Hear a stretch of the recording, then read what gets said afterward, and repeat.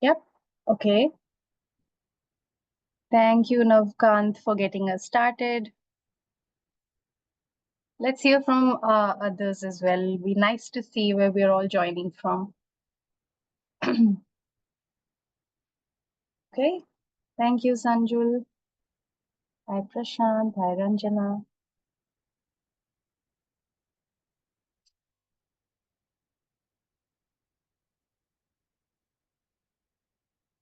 Thank you, Lakshmi and Shekhar.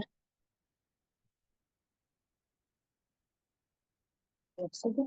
Okay, it's great to see everyone's joining from all different corners of the country. I think that's very exciting. You'll also hear in a little bit about what our entrepreneurs are doing at different parts of the country as well. So today we are here to just kick off our info session series for the Circle Incubation application. Some of you have registered. Those who've not, we'll be sending all the relevant links towards the end of the session so you know where to register yourself. These series are just designed to give you more context into what the incubation program offers, what the entrepreneur journey looks like, and we'll also deep dive into what the application and selection process is as well. Today, we're going to learn a little bit about what we believe in as the circle and what the incubation specifically does as a program for entrepreneurs who wish to start schools and after schools of their own for children in low income contexts. With that, I'm just going to hand it over to Sandeep to kick us off. And the structure of the session is we'll hear a little bit about the organization and the program, but mostly we'll keep it interactive.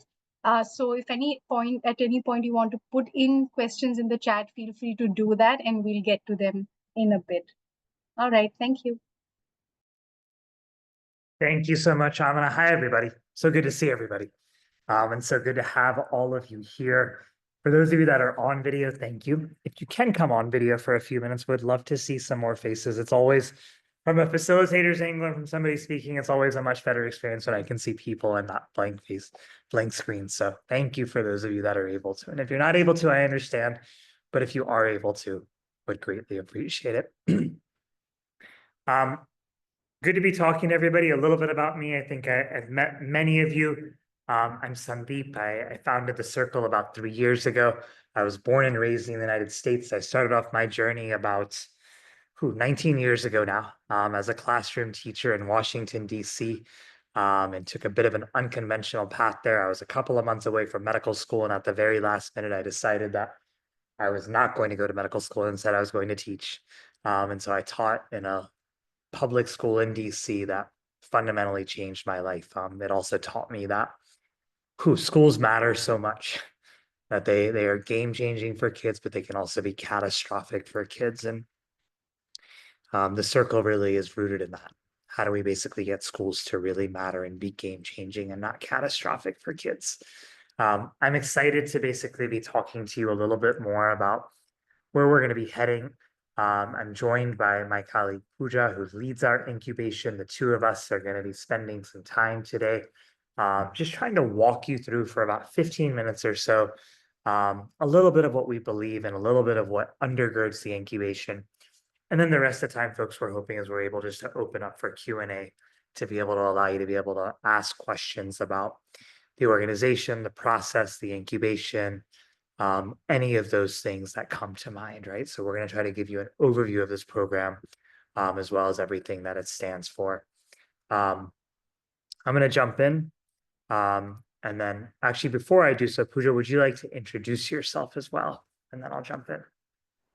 Sure. Thank you, Sandeep. Hi, everybody. Thank you for joining in. I'm Pooja and I lead the incubation at the Circle.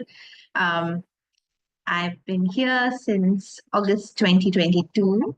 And it's been 2.5 years of seeing Circle grow and build. Before that, I was running my own organization for 7 years called Quab, where I was working with community women around livelihood, skills, and financial literacy.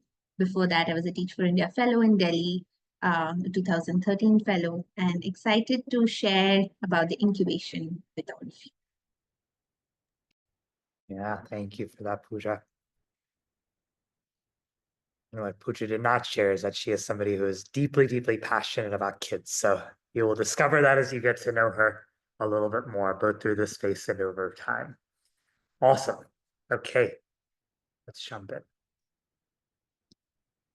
So folks, we at the Circle, we are on this mission to say, well, how do you reinvent what school can be?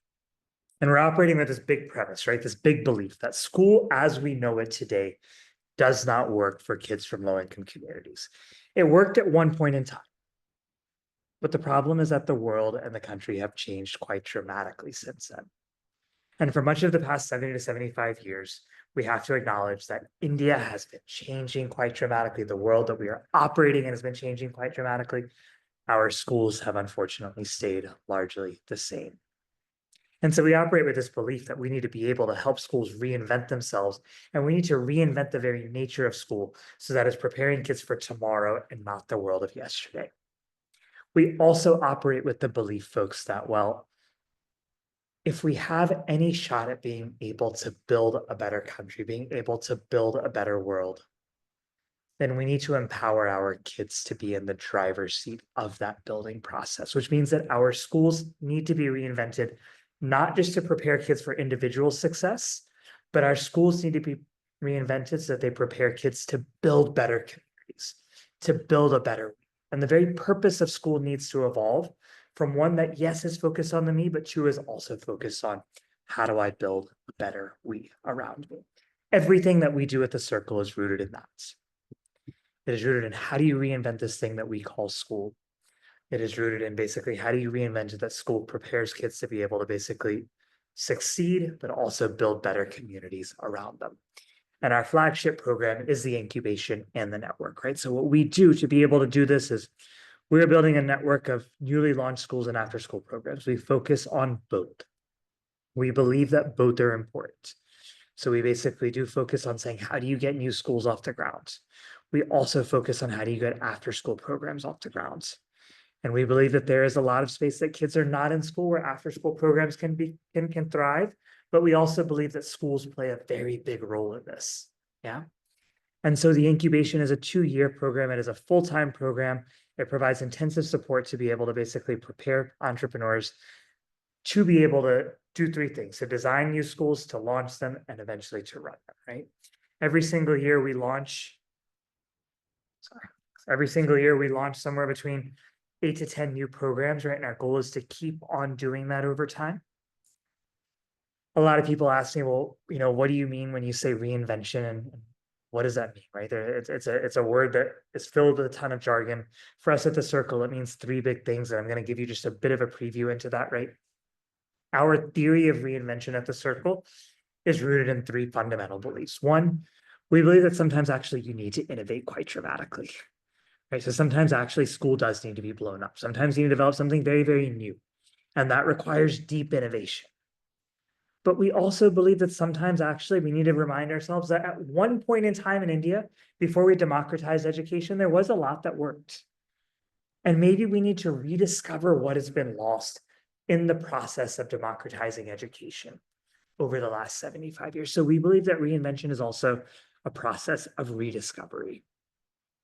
And finally, we believe that sometimes actually reinvention is just recognizing that, like, there's some aspects of school that the world has figured out, and it doesn't need innovation, and it doesn't need actually rediscovery. It just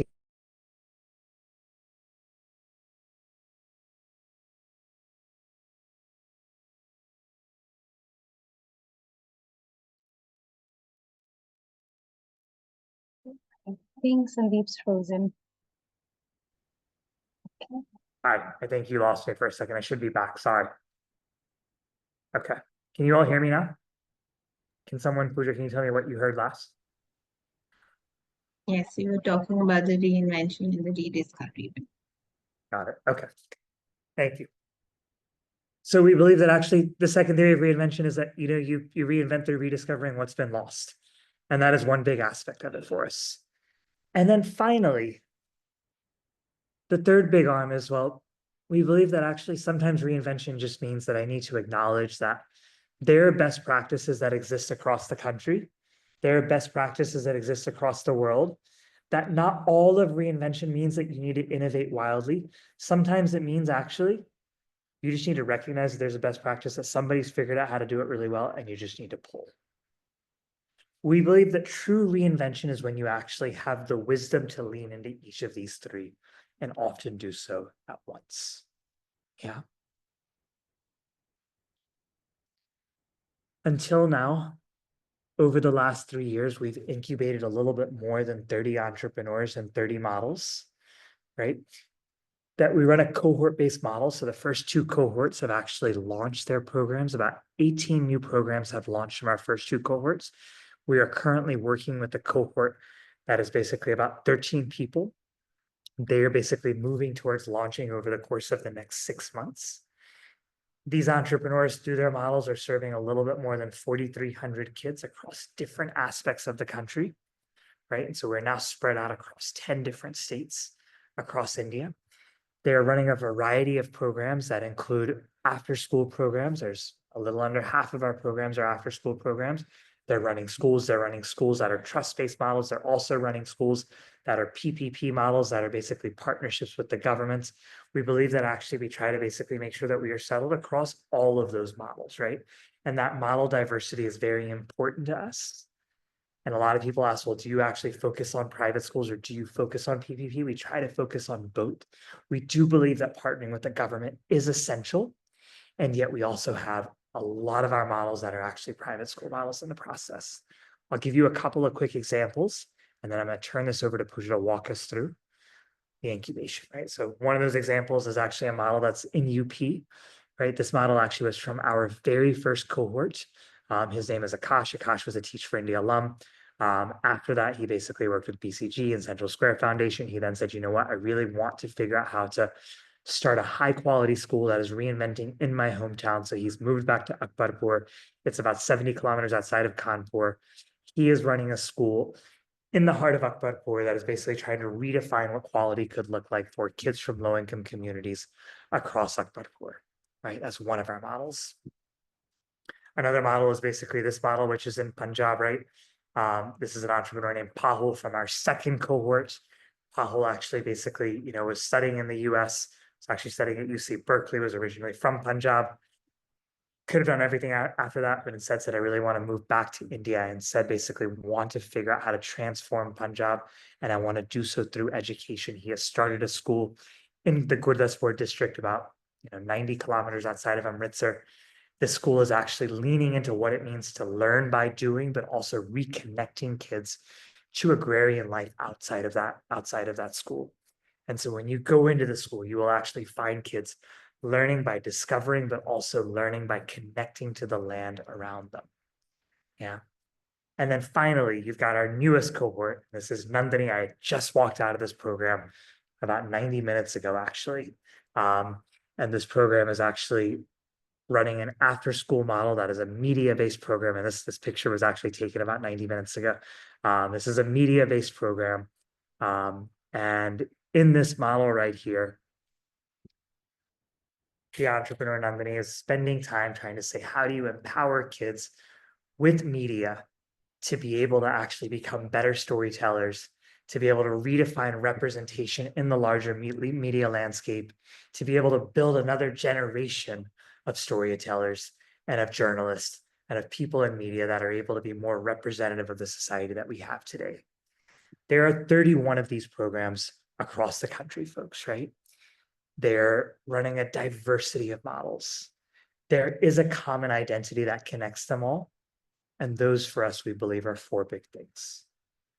All of these models are working with a commitment to serving kids from low-income communities. All of these models are working with a commitment to a holistic vision for kids, one that believes that actually we need to develop the me, but also believes that we need to prepare kids to be able to develop a better we. All of these models are committed to measuring results because they recognize that results matter for kids. And finally, all of these models are committed to community, to not doing this work alone, but to doing this work in partnership with the community around them and with the wider circle. I'm going to hand this over to Pooja now, who's going to basically walk us through a little bit of what the programming looks like in the journey.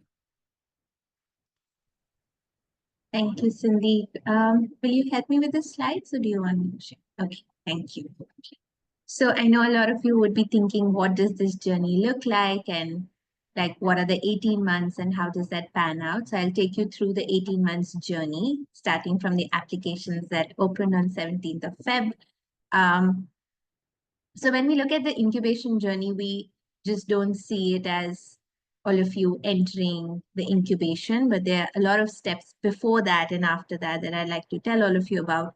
So the applications have opened, and once you fill your applications in, we'll see many of you at the incubation conference on the 11th and 12th of April, where we'll get to see you and we'll get to understand your models better, and you'll get to understand the circle a little bit better. From the incubation conference, we have an 8-week sandbox. Sandbox is a space where many of you get the platform to pilot your programs by creating small prototypes and to get action on ground, and for us to understand you a little bit more deeply and for you to understand whether the 18-month journey is something that you are ready for.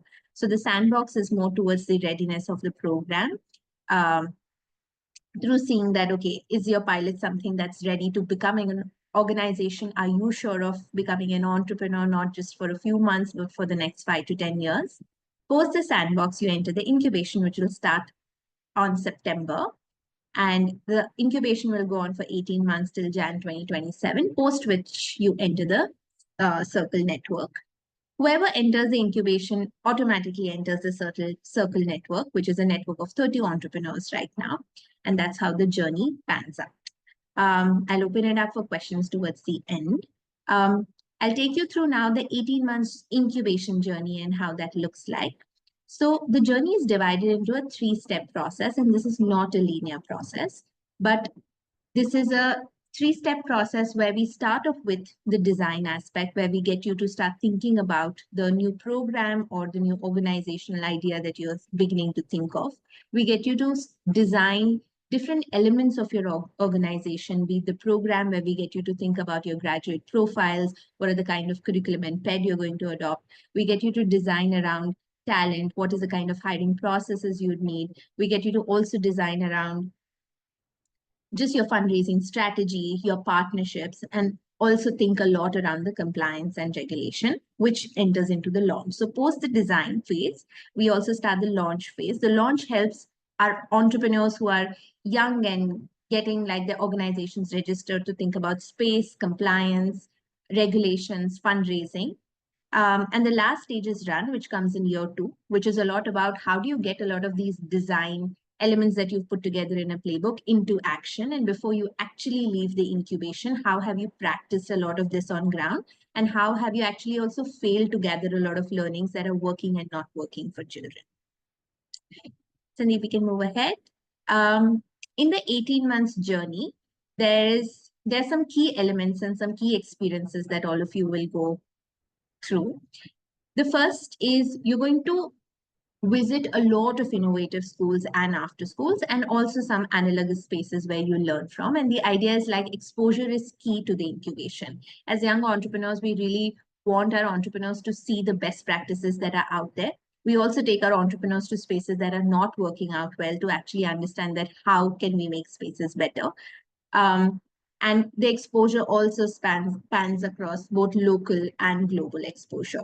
We get our entrepreneurs to deeply invest in their personal leadership. We feel that this journey is very long, and to sustain this journey and to have the stamina for that journey, you need to identify yourself as leaders and also nurture yourself as leaders. And you'll go through very rigorous and intense personal leadership spaces during the incubation. You'll work closely with coaches who've been school leaders themselves, who've been program leaders themselves, to actually help you contextualize what you're learning into your programs. You'll get access to a network through mentorship, through networking dinners and events, to both education experts and industry experts who will with time become champions to your programs and support you. You will go through intense workshops to understand knowledge around what does it take to build great innovative schools and after schools, what does it take to build great sustainable organizations. You'll also go through a lot of design spaces where you'll get tools and frameworks, both locally and nationally, locally and globally, that you can use. There'll be a lot of government and legal support. What we also feel that a lot of young entrepreneurs have a blind spot, which later troubles them around their 12A ATG registrations compliances. And with the ecosystem becoming more and more stringent, we provide a lot of government and legal support to our entrepreneurs. And last, we provide both structured and unstructured funding support because we feel like the initial 2 years are quite fragile. And we ensure that our entrepreneurs have the money to actually test on ground with children and have the learnings that they have. Okay, we can move ahead. Year one is September 25 to May 2026. In the year one, we can go to the next slide. Few touch points that you will experience is that you will have a major chunk. It's not mentioned here. The major chunk of it is the modules that you'll go through. So every month in the first 9 months, you will meet for a week in person in a part of the country where you'll go through different design aspects, which I'll show in the next slide. Post the module is done, you'll go through different touch points, and most of these are individual touch points that help you contextualize your learnings from the module. These include incubation support calls, coaching, mentorship, site visits, whiteboarding, and launch support. A lot of these provide technical guidance like the support calls. A lot of them help you actually get action on ground like coaching. A lot of it is around how do you build your fundraising strategy, how do you build your operational strategy, which happens through the mentorship. Site visit is when the Circle team hits ground with you every quarter to actually help you observe, like we come and we observe and we work with you to accelerate your pace on ground. And the last part is also launch support, where you get onto 4 to 6 week calls with our launch team to understand a lot around space and compliance. How this pans out in terms of curricula is, next slide, Sandeep. In the first 9 months, we start with leadership and induction. We move on to building your theory of change and your programs. We focus on your business model. We get you to design your narratives. And at the end of the first quarter, we also get you ready for your first micro grant, which is called Micro Grant 1.0. It's a structured funding support between 1 to 5 lakhs, which happens against a pitch. It's not something that's given to all entrepreneurs, but all entrepreneurs pitch for it. And the idea is like for it to fuel your pilots on ground. Post that, we have a module on key roles, which helps you design your talent. We have a module on curriculum and PED that gets you to think about the content and the delivery and transaction of that content. We have time and space, which is a lot around your learning time and learning environment. And post quarter 2, we also have Microgrant 2.0, which is to fuel the second round of your pilots, which are deeper and actually focus on a larger chunk of the academic year. And this ranges anywhere between 5 to 7.5 lakhs. Again, it's based on a pitch. And we end year 1 with our global school visits. We can move to the next slide. I think we moved back, Cindy. Yeah. Year 2 is June 26 to February 27. Year 2 is much simpler. We meet once in a quarter because we realize that once you enter year 2, there's a lot happening on ground. So we bring all of you together as a cohort once every quarter. The touch points become a little more rigorous and the individualized support becomes a little more deeper. So maybe we can move to the next slide. Yeah, so the year 2 touch points, most of them remain same. Few touch points get added, which is around functional needs, where each of our entrepreneurs gets to choose where they want to go deeper in terms of vertical, whether curricular, whether comms, and they choose experts that they get to work with. Besides that, we also provide a lot of need-based modules and support, and a lot of other touch points remain the same, but we go deeper with that. Next slide, Sandeep. The 3 core things, I think one slide got missed out. The 3 core things that the 3 core spaces that we focus on in year 2 is 1, because it's the run space, we get you to start thinking as leaders about what is the kind of culture you want in your organization and how does that trickle down from you as a leader to your staff, to the children. We get you to focus a lot on teacher training because in year 2 is the time when you have a team, you have few teachers, volunteers that you can start working with, and we start getting you to design your teacher training plan and get that into action. And we end again with personal leadership, which is a level 2 of not only how do you manage yourself, but how do you start managing effective teams as you graduate. Okay, and with that, I will pause and open it up for questions.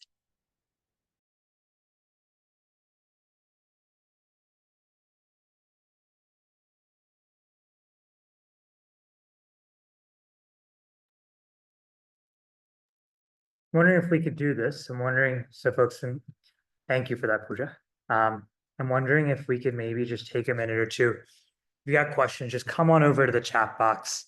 Take the next 2 or 3 minutes. I mean, if we could get a little bit of light music, that'd be great. And then just come on over to the chat box. We'll take 2 or 3 minutes. That was a lot that we kind of like offered. Think about questions that you may have, or if you just have a reaction, you can also share that as well. Come on over to the chat box. So we'd love to hear from everybody. If you're like, hey, all of this makes sense, no questions, that would also be helpful here. But if you've got a question, post it on in, and then we'll then basically start to work through those questions and use the space to be able to answer those. So let's take 2 or 3 minutes on our own just to engage with those, and then we'll basically go from there.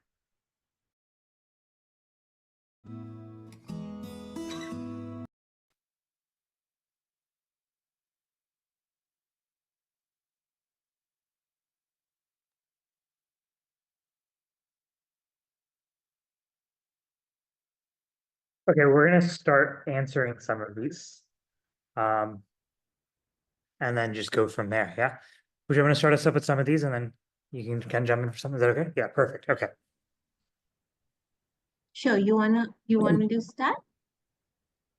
Um, Key. I can start with Chanda. We can do one at a time. That's okay. So that I remember the names. Chanda, you said does the incubation support early stage entrepreneurs or also applicable for those in mid journey? So we support entrepreneurs who are 0 to 18 months or up to 2 years, because this is a program for early stage entrepreneurs, but it's not necessarily at an idea stage. If you're like an organization is up to 18 months, you can apply for the incubation. Beyond that, it becomes tricky because there's a lot of things we get you to do from scratch. And if you are a little evolved or a mid-stage entrepreneur, you might have a lot of things already figured out and a lot of the programming might not make sense to you. But you can always get onto a conversation with one of the POCs at the circle who can help you understand that better. We've had few organizations who've been mid-journey but have started new programs or have actually entered the incubation to rethink their entire journey, to do it from scratch. So don't self-reject yourself. Have a conversation with the POC for that. Okay, Cindy, over to you. yeah, thanks for that. There were a couple of here around,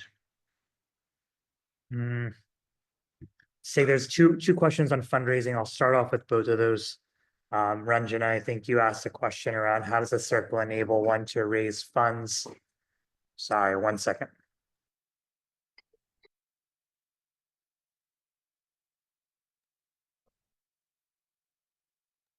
Right. I think you asked a question about how does a circle enable one to raise funds for the space to be created. And so with that one right there, quick thing that I think like we end up doing is we do a couple of things to be able to basically help you raise funding. One is there's an entire module on fundraising, right, that you basically get in year one that's fully centered on actually like how do you build the capacity to be able to raise funding.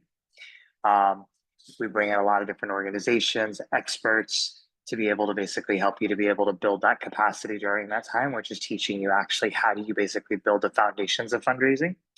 And then after that module, we're available for coaching, we're capacity building with you, we're getting you to basically, do mock pitches as well. And so we're trying to basically continuously help you raise the skill over the course of the 18 months. So a lot of focus on capacity building. That's number one, right?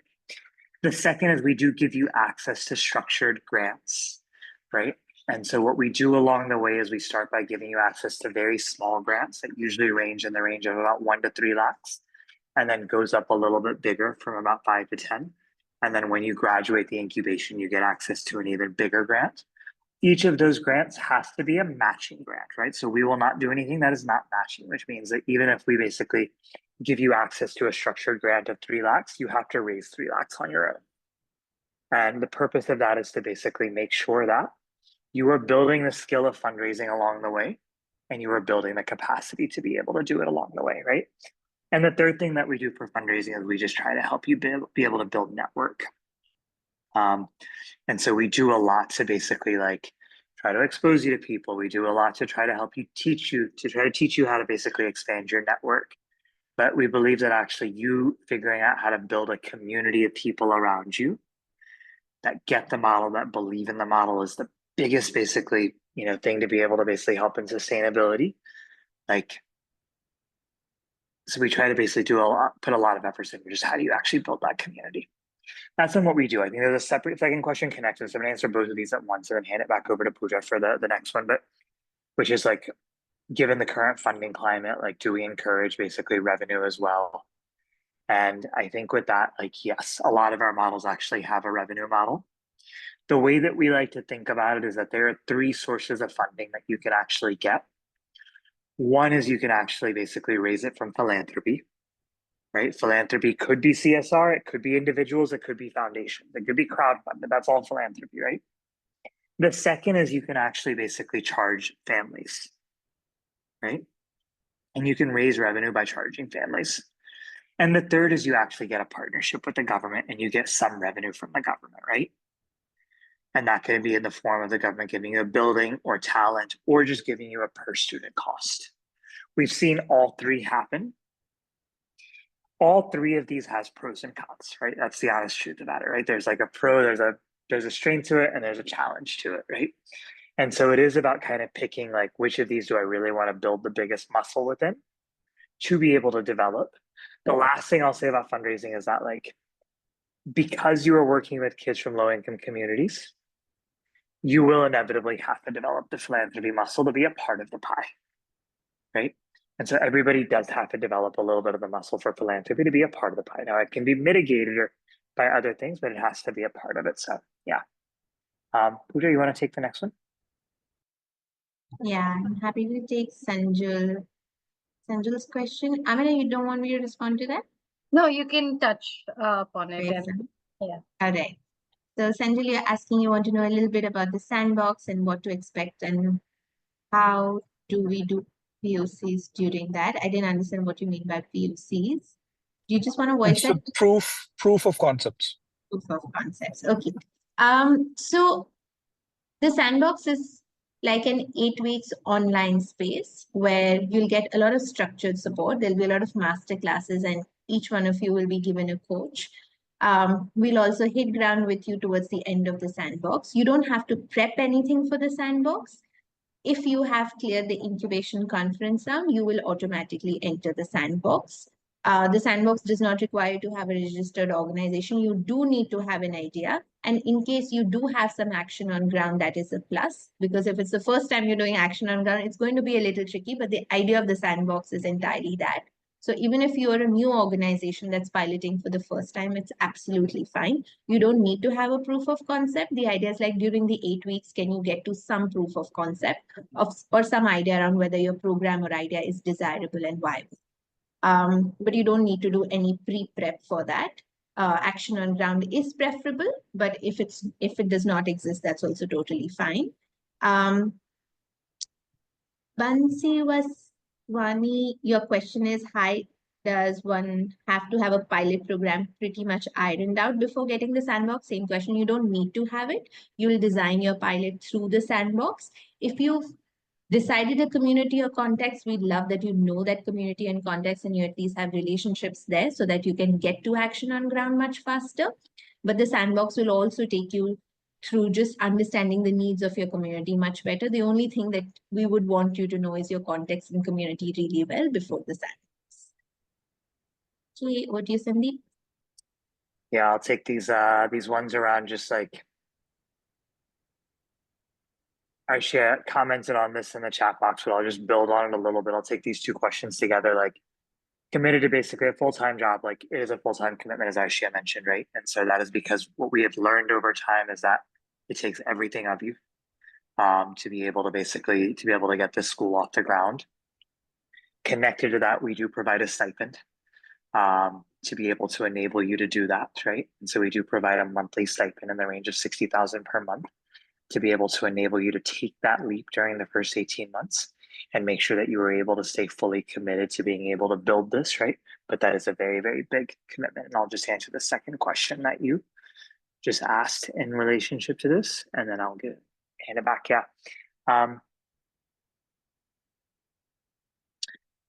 If there's a school being piloted under mentorship of another model school, but the entrepreneurs need to check out their best practices, would this be a good program to basically check out?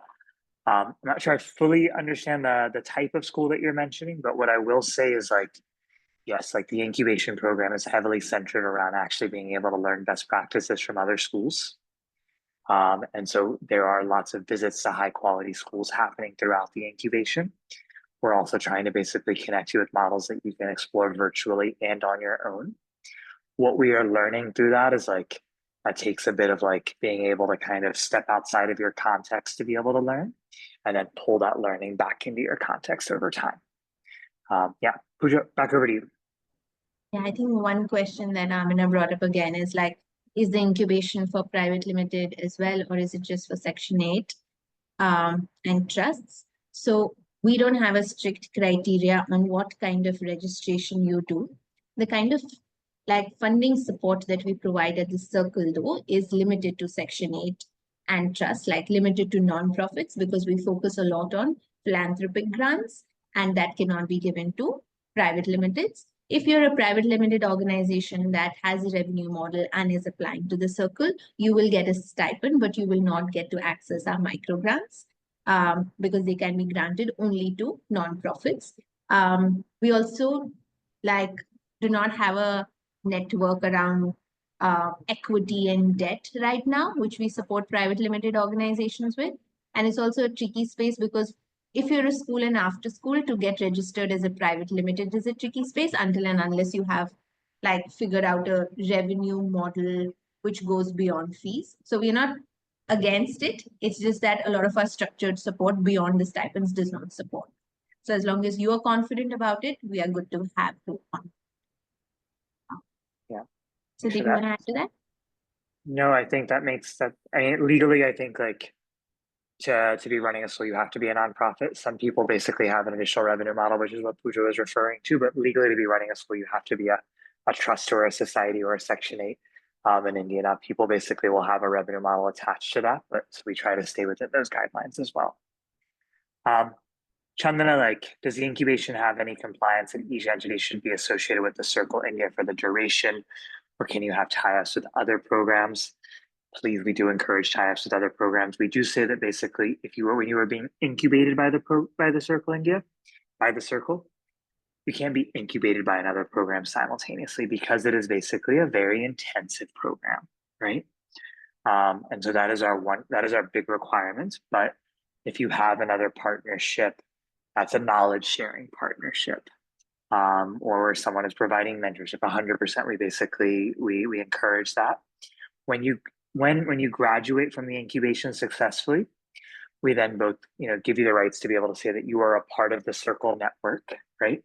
And that becomes like a common identity. So you have your own identity. You could say, you are the Amina run school, right? Or the Pooja run school, but a part of the Circle network, right? And that becomes basically a part of our shared identity. And then the last thing that I will just touch on and hand this back over. Yeah, can you have a partner with us to start your own space? Yes. We encourage people to basically have co-founders to be able to basically be starting pieces together. We encourage to basically, choose those decisions wisely. It is a big decision of who you want to co-found an organization with. So we do encourage it. We do have a bit of a framework in place for basically some compliance stuff and what we basically ask you to be able to disclose if you're a co-founder once you basically join the incubation. But we do encourage it.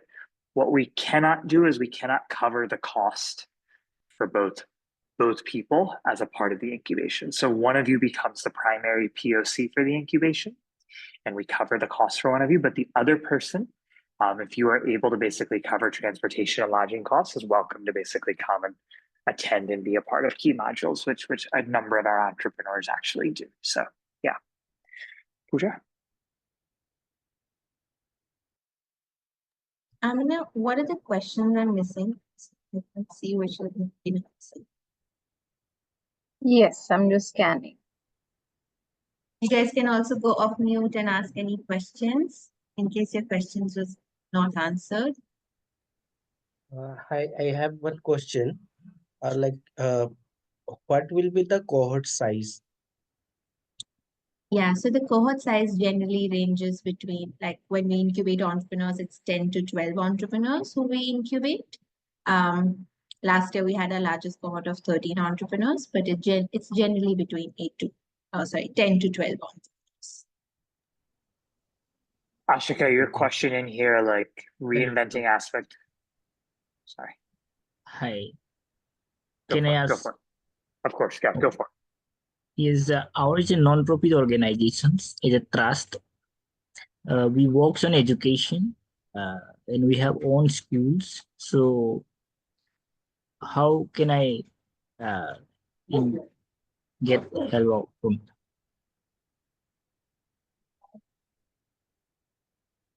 Hello. I think we missed the end of your question. How will I? And that's where I think it cut out for me Yeah. at least. Well, how can I get help? How can we be collaborate with or get help for this from this incubation program?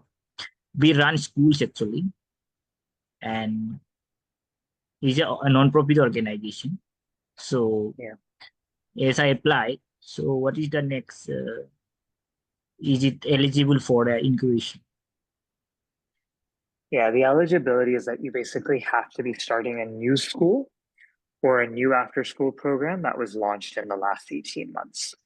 And that you, as the entrepreneur, are fully focused on that school or after school program and not running anything else outside of that during that time period. So you have your full focus on that program that you were incubated for. That's the big eligibility. That school serving kids from low-income communities. Hey, Yeah. Sandeep, I just have a follow-up question for that. How about like even I run the full-time school in Bangalore, so I would like to pick up new ideas from the from the new entrepreneurs and run it in a conventional school and make it a little better. How does that work with your program? You're already running the school and you've been running the school for a while? Actually, it's been running for 25 years. I've been running it personally for 6.5 years now. Yeah, I think we should connect you with our labs. I don't know if that would be a fit with our incubation. Because our Okay. incubation is fully designed around new schools, but Aishi and Right. Amina here lead a lot of the incredible work happening with our labs, which is a lot of work happening with existing schools. They Right. can connect with you right after this to tell you about the multiple programs that are open there, that you could actually pull best practices from what we're learning from our entrepreneurs, but also Right. from what we're learning around the world and trying to share that back. Right. Yeah. Cool. Thank you. Really fast, I just want to get to Ashika, and then I think, because the question was asked a while back, like, I heard that reinventing aspect of school programs. Does that mean that tried and tested can be accepted as an idea? Are you looking for something that is uniquely different, innovative? Yes, like we are open to basically schools that are leaning on best practices, right? We want to like a big thing that we're looking for is, does this make sense for the community that you are serving? Right? And is this aligned to actually what is going to shift life outcomes for the community that you are serving? We want to basically say, like, how is it unique in that community? But unique in that community can always mean that it's pulling best practices from somewhere else to be able to basically get it to work. It does not need to mean that it is basically wildly innovating. So, Pooja? So Dimple's question was not answered. Dimple, you said you're doing B.Ed and like you'd want to start your school in the future and what kind of training support you can get. Again, I think for that incubation is not the right place, but you should reach out to Amina and Asha, and there's a lot of programming that happens at the lab that can support you till you feel ready to apply for the incubation. Then Take Nancy, Ravisha's question, Pooja. sorry? Can you take Ravisha's question? Do eligible candidates need to have a solid background working in non-profits? Or can someone from a teaching background also start a school? Yes, you don't need to have a solid Sorry, background. just to add that also question. In the same question, Sure. person from the corporate background can also get incubated. Yes, yes. So we are sector agnostic. If you want to open a school or after school, the only thing we want is that we want some evidence of your work with children previously, because if you're just very fresh to the space and you've never interacted with children, even at a volunteering level, that is a little tricky if you're starting. And we would actually suggest that you actually start working with children for a while before you commit your life to it. But as long as you even at a volunteer level or at a small or low touch level worked with children, I think that is enough. regardless of which sector you're coming from. So even if you're coming from the corporate or the for-profit sector, it is totally fine.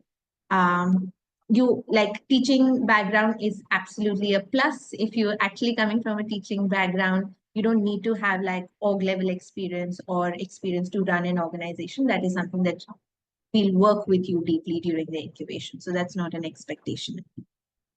Here's another Next. question for you. I'll just throw this out at you. It's like, do we have to have a solid theory of change before the process starts? I'm working on mine, but need some guidance. You want to weigh into that?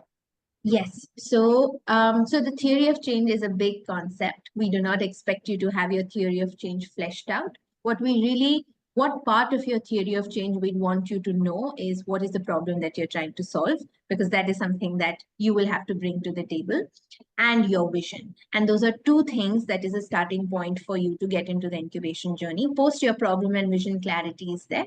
We work with you on how do you sort of break that down into outcomes and experiences and metrics. But you don't need to have your TOC fleshed out.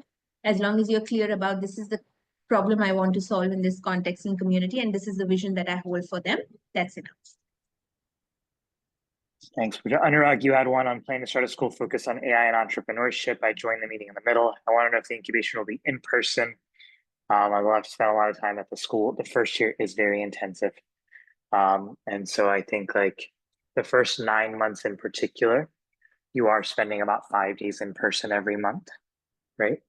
And so if you are simultaneously starting a school in the same year as the first year, we recommend that there is somebody that is overseeing operations of it, because you will have to basically spend about 5 days every month in that first year to basically be with the incubation in person. So yeah, just a clarification there.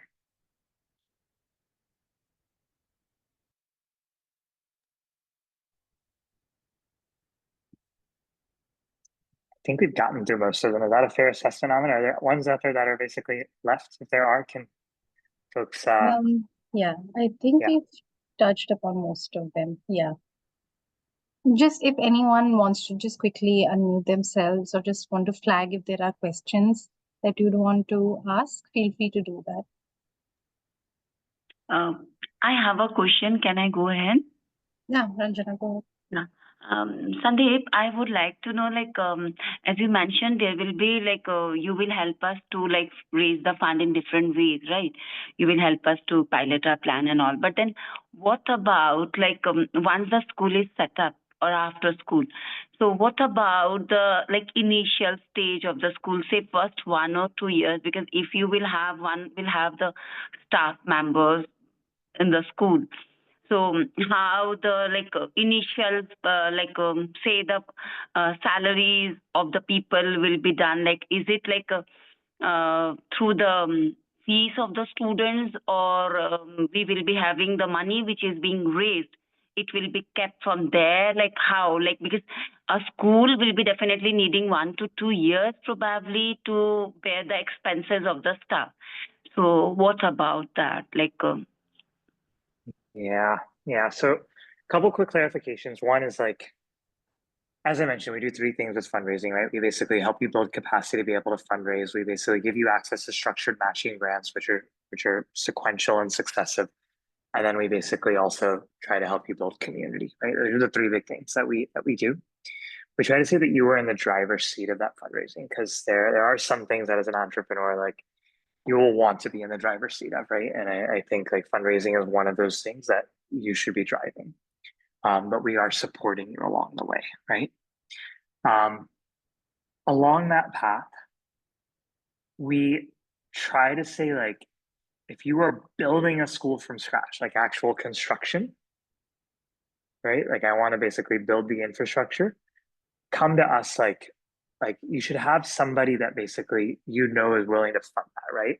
Or you should have the capital, because that is a thing that, to be honest, we don't know how to raise, because that is a lot of money that basically goes into it, And so we try to tell people that want to build from scratch is you should basically have access to, land, to basically people who might be interested in the capital construction of that, because it becomes a very expensive affair. We have a couple of entrepreneurs who are building from scratch, but they have access to all of that, right? They've come with land, they basically come with access to capital, all that stuff. We try to help you get your operating costs, and we try to teach you how to raise for your operating costs and your program costs, right? that money you will raise before the financial year starts, right? And you will still be fundraising during the financial year, right? So most nonprofits actually, and also most schools, are still raising their funding even right before basically the school year starts, and some even through a little bit of the school year. And so it is an ongoing process. After a couple of years, you start to get to a place where it is a little bit more stable.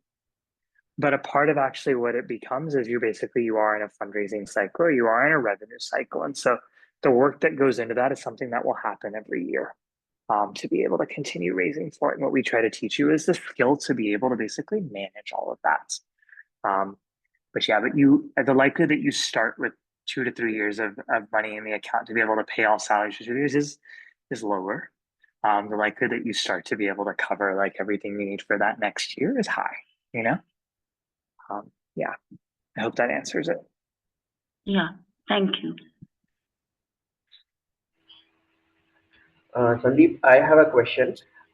Partially, I had the question about Pradna, but I'm running an after school and it has been 7 years. So now after 7 years, I'm thinking how to take it forward, because what I'm doing, I can do it continuously. But because I'm running it for rural children, and it needs constant funds from outside, like I need to constantly raise the funds. So one question that I'm asking myself, and I am seeking here answer also, that are there better ways to make it sustainable, or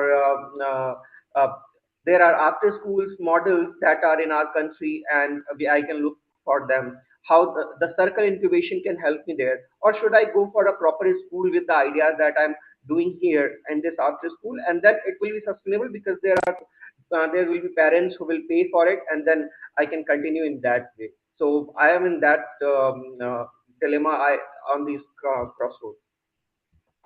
Yeah, it's a choice that I don't know if I can answer on this call, to be honest. Like there's a lot loaded in the choice that you make,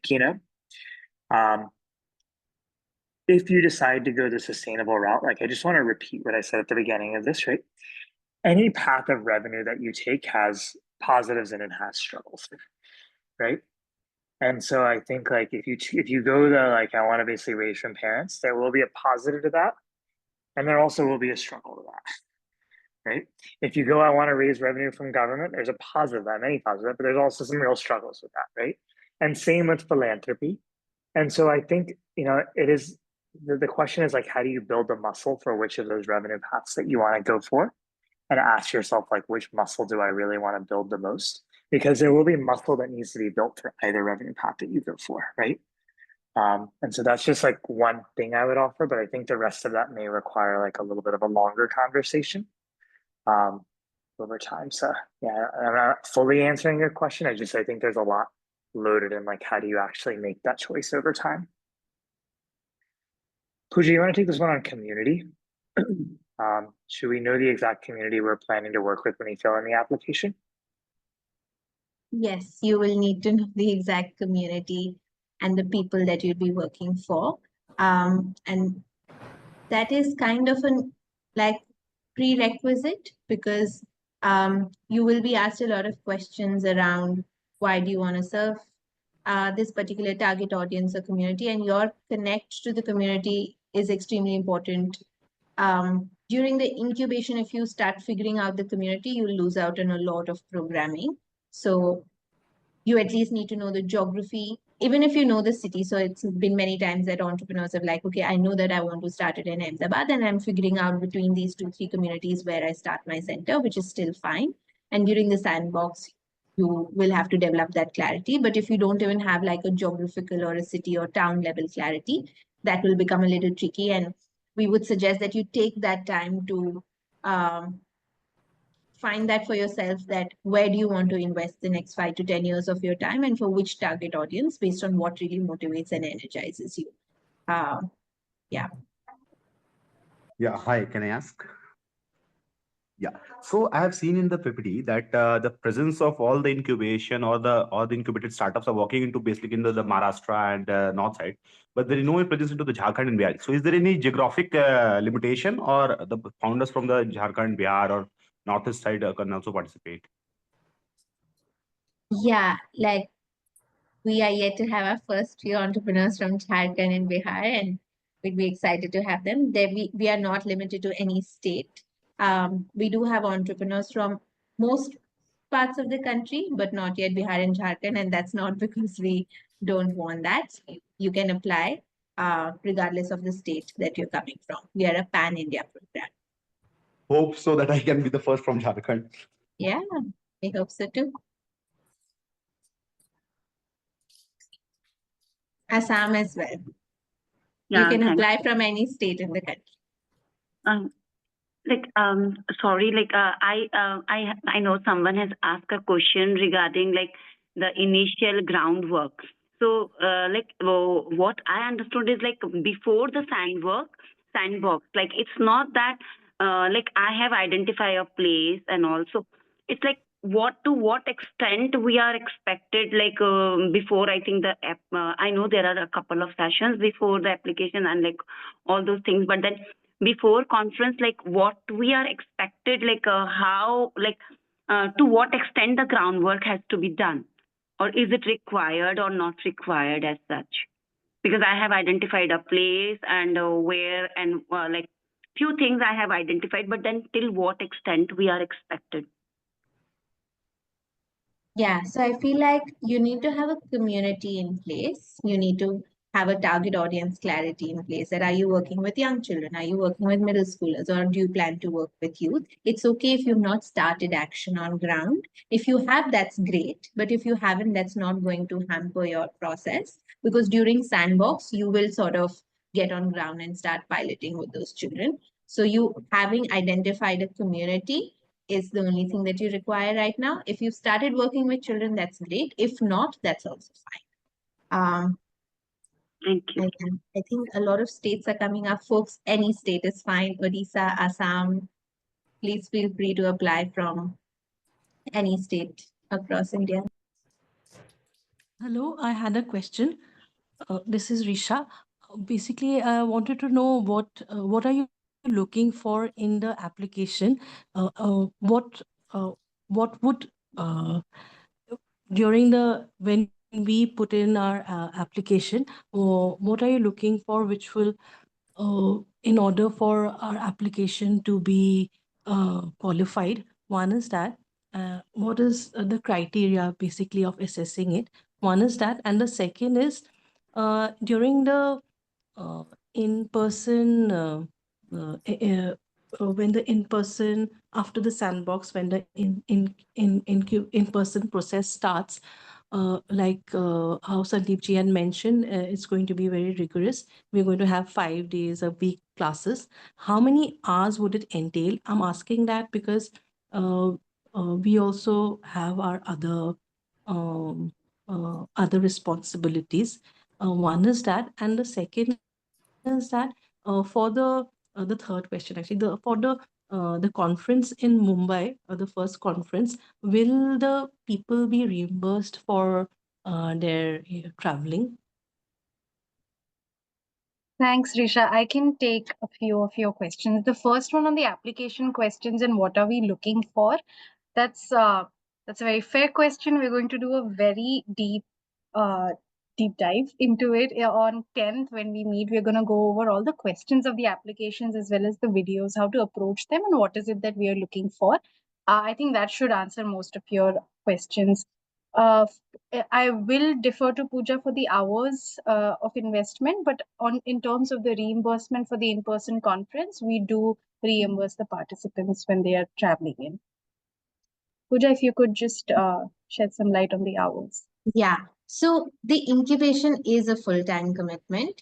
It's not just the 5 days, but it's not just that 1 week, but also the 3 weeks that you'll be on ground. Like, we expect that you're giving at least 80% of your time to building your school or after school. During that 1 week that we are in person, the days are generally 8 to 10-hour long, because like it's very, very rigorous. If you have commitments that are like few hours, we share the schedules beforehand so you can sort of plan around it.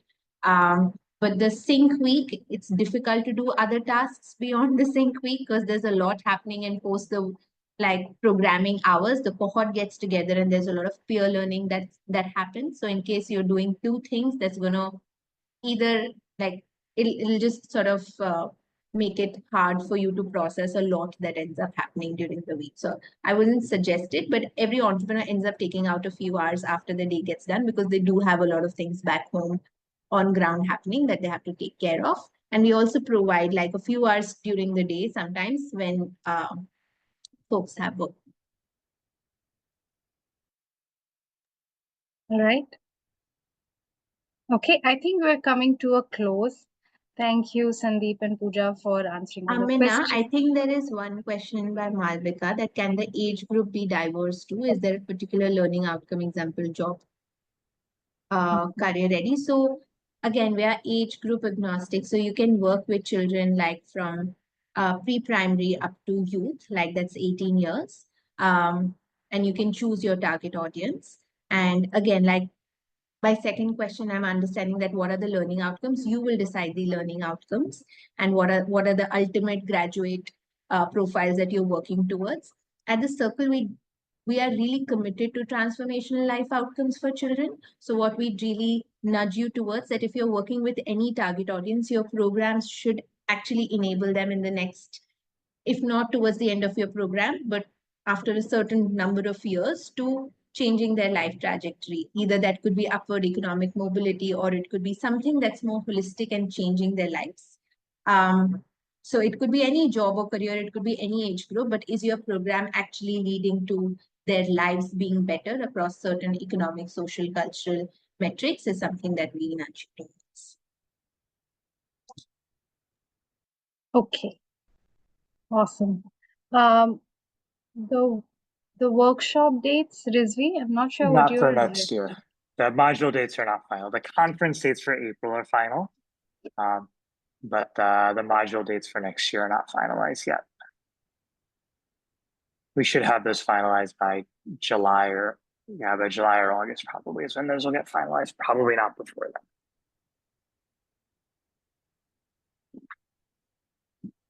Okay, Rizvi, I see you have another question for if it's for the in-person incubation conference, we do require you to be there in person. But of course, we can just understand what exactly you're referring to. Yeah, Rizvi, could you just clarify what are you referring to? Yeah, thank you. So I was referring to the incubation conference and the sandbox period, like the initial 1.5 week of the sandbox period. So if there is a prior commitment of travel, is there a scope of movement here or there? For the incubation conference, we would need you to be there in person. For the sandbox, most of the programming happens virtually. It is just the site visit component that happens towards the end. So I think your transit shouldn't be an issue. Thank you. Yeah. Okay. Okay. All right. I think we're coming to a close now. Thank you so much, everyone, for taking out the time, coming in with such deep questions. I'm going to send a few important links on the chat. You can just copy this message and keep it as reference. There's an FAQ doc that can just walk you through a lot of what we talked about today, but also other questions. If you've not registered for the applications yet, the second link is where you need to go. If you've already registered, you can begin your application on the third link. And we'll be doing these info sessions for many, many days. You'll receive mails from all of that and reach out if you want to also schedule a conversation. Thank you so much for that. We're coming to a close. The only thing is a poll that will come up on your screen right now. So do fill that before you go out. And thank you, Sandeep and Pooja, for doing this. Thank you. I'm going to thank you, everybody. Excited to see your applications and excited to hopefully partner. Yeah.